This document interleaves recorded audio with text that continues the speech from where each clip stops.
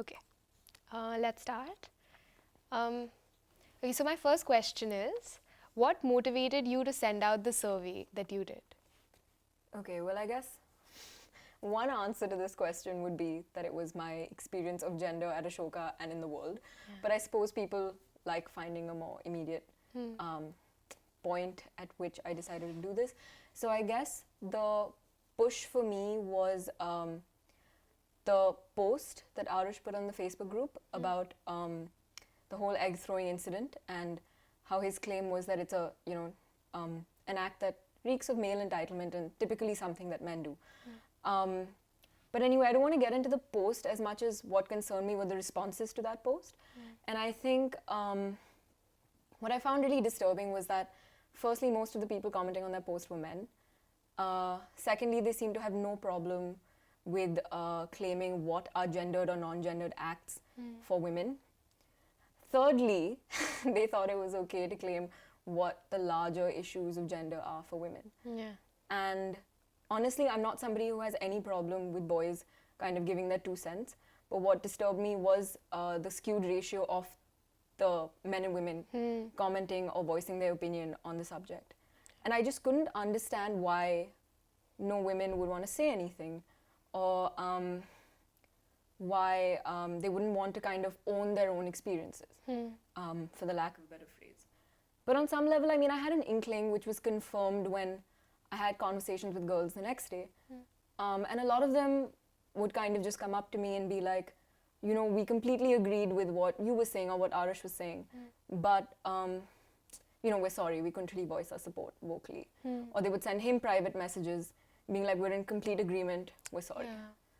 And so I was just wondering how many women feel like they need to keep checking themselves and what they say, and how many of them experience this inability to voice their views publicly, especially on a platform like Facebook, but also more generally on campus, on issues of gender, given the kind of environment that exists or is known to exist when somebody does bring this issue up. So I think that was what motivated me to send out the survey. Okay. I really just wanted to get a sense of how big a problem this may or may not be, or if it's a problem at all. Okay. So, when you got the results back, were you surprised with what you saw? What did you expect? Yes and no.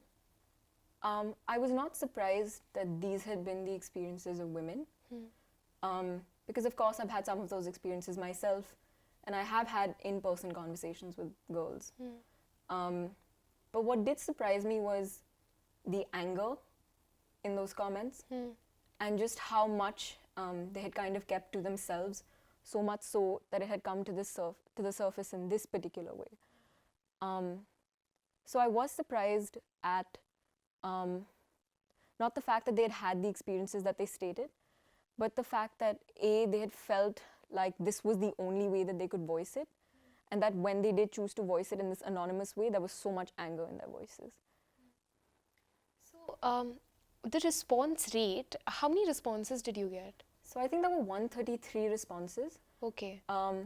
which is alarming, given that I think if we have about 900 to 1,000 students, Yeah. of both undergraduate students and ASP students, then at least 500 of those should be women, if we Yeah. assume half and half, even though there are more women than there are men. But the response rate was only, say, about 133 responses. Yeah. And in that way, it's not necessarily a representative survey. But I think the reason for that could have very easily just been the fact that, you know, whether or not women have this anonymous channel, often there are so many forces acting on them that stop them even before they get to responding to the survey. Yeah. For example, if I'm a girl and I'm just kind of sitting at a dining table and I hear one of my male friends being like, oh, have you heard of the survey sent out by this feminazi? Then of course I'm instantly going to be like, okay, if I tried to respond to that survey, maybe my friends wouldn't think I'm so cool. And It's just like a slow conditioning that... Yeah, I mean, obviously, this kind of want for social sexual acceptance, but also a sense of apathy that I think really does exist at Ashoka, which is that the survey doesn't matter, my response doesn't matter, the problem is so great, nothing I do matters. And I feel like that's a problem I've noticed, especially among senior girls. This total feeling of apathy where they're just like, you know, we don't know what can be done anymore. Yeah. And among junior girls, it's a lot of fear that will eventually turn into apathy. Yeah, I get it. And I think that has something to do with the response rate. Okay. So did you go through the responses alone when you were going through the survey responses that you got? Yeah. Or did you do it with someone? Because it must have been really draining to like go through. Yeah, so I felt like it was something I had to do alone, mostly to preserve the anonymity of the respondents. I didn't want anybody who was reading it with me to know who had given what response. I feel like if they have chosen to respond, they are placing their trust in me and not me and my closest friends. Yeah. So I did feel that sense of responsibility where I was like, okay, I need to do this by myself. But of course, it was a deeply emotional experience for me. Because there's a way in which you know these things exist, but when you read them, you realize how palatable they are and how real these experiences are. And of course, I did have to seek out my friends after doing the reading and just be like, I can't believe the world is this way. Yeah. Even though, of course, the world is this way. And I needed that emotional support afterwards. But during the process, I just thought it was a better idea to do it by myself. So, since the 4 years that you've been at Ashoka, have you noticed a sort of change in the gender politics that you've seen on campus? Has there been an active or like a very obvious change in the way the gender politics has sort of, I don't know. I think it's playing out at a much larger scale now, given that there are more students. And even though there are more girls on campus, I think a cultural problem which has always existed, I'm not going to say that it's the new batches who brought it with them, is, you know, say girls being talked over in classes or just general disregard for their occupation of public space versus your own.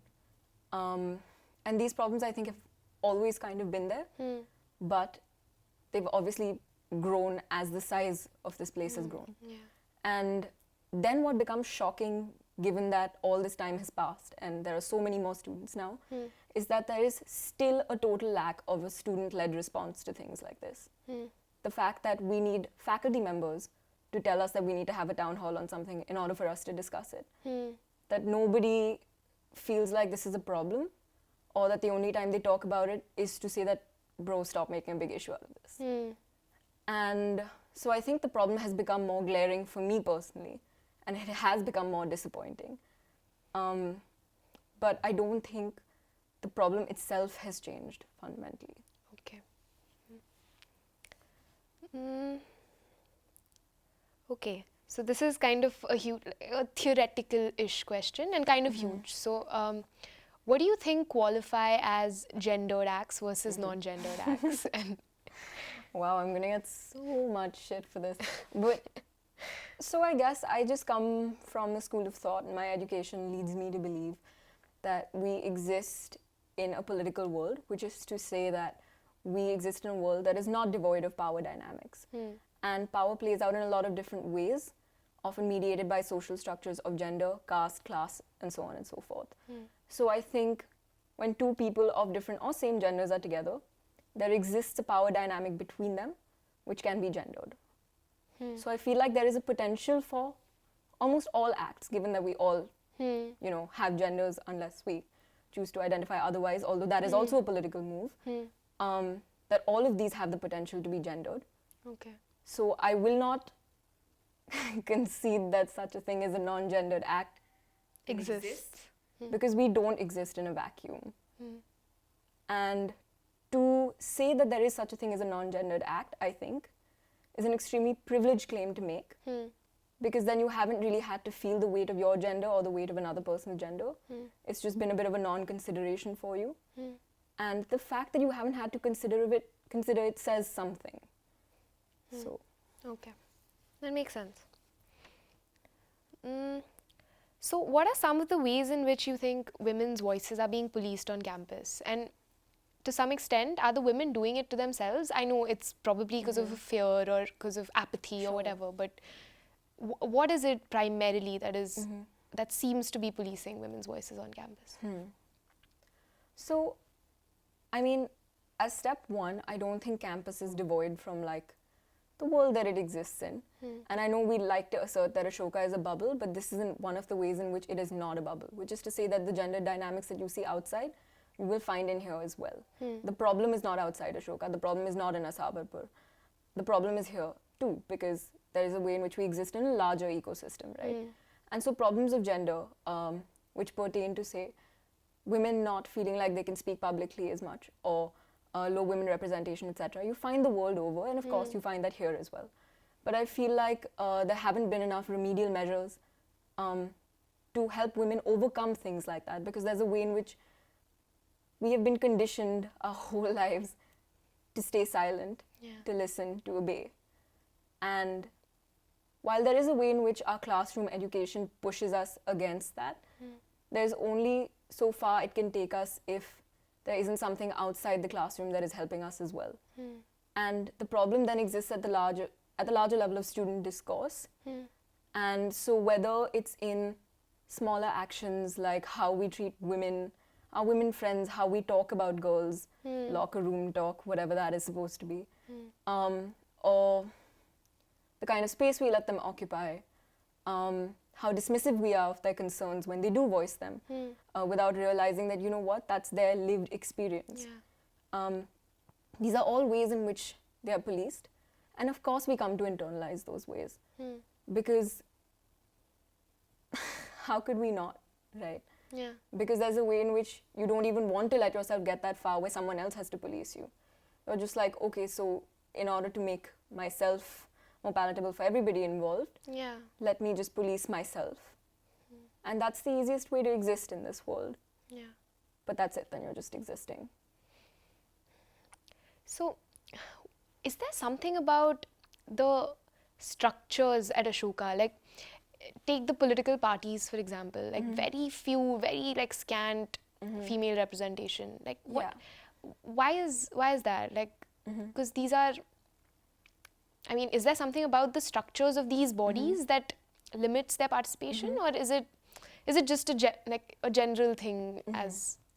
So I think political parties, some of them at least, I don't know if I can speak for all. You know what, actually I'm not going to speak for all. Some of them have been proactive in recruiting women and trying to give them an equal platform.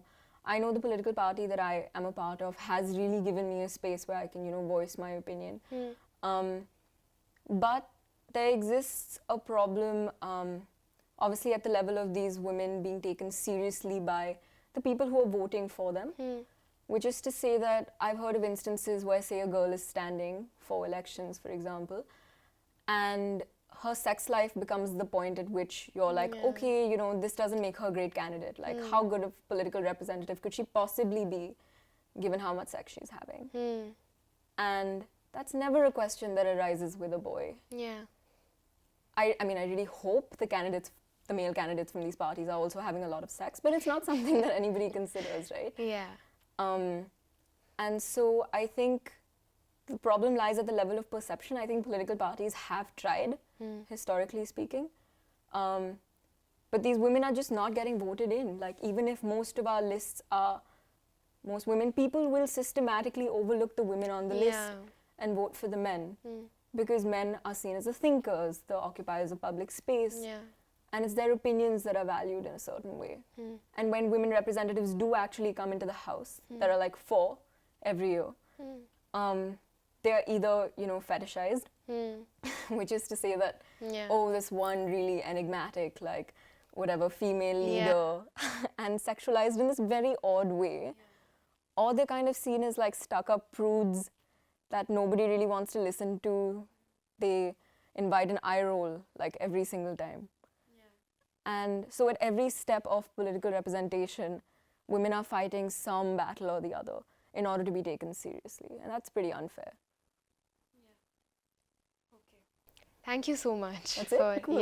Great, thank you. Pretty done. Cool, sweet. Are these even decent answers? I don't know.